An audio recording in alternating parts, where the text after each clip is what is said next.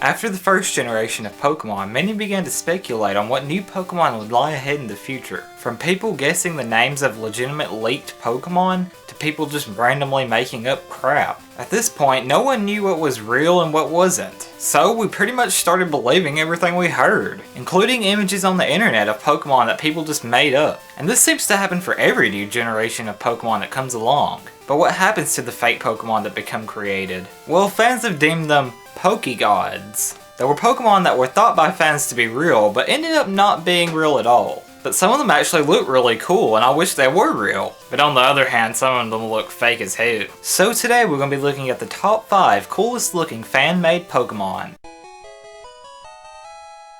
It all began when Pokemon Gold and Silver were announced and a picture of a new Pokemon was shown. It was a little blue rat looking Pokemon, which made fans think it was related to Pikachu in some way. So, the fans named it Peekaboo, and this is where the fans really began to go crazy over trying to guess what new Pokemon were going to look like. Many people assumed that one of the new Pokemon was going to be the mysterious bird that appeared in the end of the first episode of the Pokemon anime. Since no name for it was provided at the time, fans began to refer to it as either Rainbow Bird or Golden Bird. Though, by some people it was believed to be missing no. People began to develop theories to explain what sort of Pokemon it might be. The most popular of these theories was that Ho-Oh was some sort of hidden 4th legendary bird. But in the end, Peekaboo turned out to be Meryl, and the Rainbow Bird turned out to be Ho-Oh, and all the rumors were proved wrong.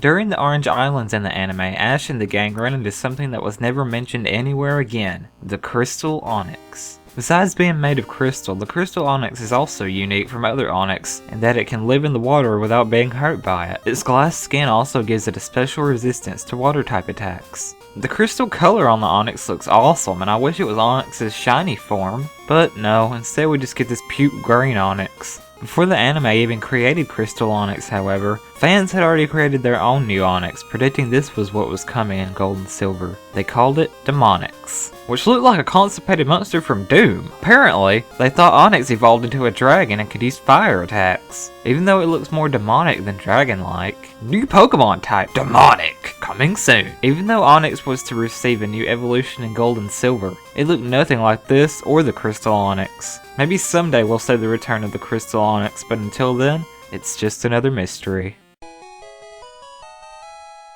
With all the evolutions out there nowadays, it's hard to believe that back in the day there were only 3 of them. However, fans back then foresaw more evolutions to come. People believed that a Pokemon known as Flareth was a new Pokemon coming in Gold and Silver. It was believed to evolve from Flareon. The sprite looks like it was easily faked from a sprite of Ridley from Super Metroid. Not to mention it looks nothing like Flareon. It was one of the most popular PokeGods that people believed at the time. I guess people were a lot more gullible back then. Even though this was clearly a fake, it was still a fun Pokemon to think about. I mean, if you could make your own Pokemon, what would yours be like? Mine would be a Chuck Norris Pokemon. What else could be better? One type of PokeGod often seen mentioned were those supposedly obtained by merging several lesser Pokemon. Zapmokuno, in particular, could have been the original source for most of these rumors. Others include Nidogod, Skelezzard, and even Hellraiser. Some of them turn out looking pretty cool, but others just look dumb. Of course, none of these were true, but the idea is still interesting. Maybe one day we will actually be able to merge Pokemon in the games. Then again, maybe not. The PokeGod phenomenon lasted from late 1998 to early 2000, and in that time many PokeGods merged only to fade away. 2 PokeGods stand out for having one of the longest and most diverse histories in the entire phenomenon. Doomsday was eventually thought to be Doomsday's pre-evolved form. As their name would suggest, these 2 Pokemon were supposedly going to take part in Gold and Silver by trying to end the world in some way. Later that year, another interpretation of Doomsday appeared. This time the sprite looked more like something from the actual game. However, since its in-game number was 152, most people assumed it was fake and forgot about it. I think that these 2 Pokemon would have been cool to have in the games and could have made an interesting story. But no, instead, make way for Bidoof. No offense, Bidoof, you bastard. Doomsday and Doomsday are often remembered as nothing more than 2 fake Pokemon that no one could possibly believe was real. But to me, they are an important piece of Pokemon history and shall always be remembered as the Pokemon that never was.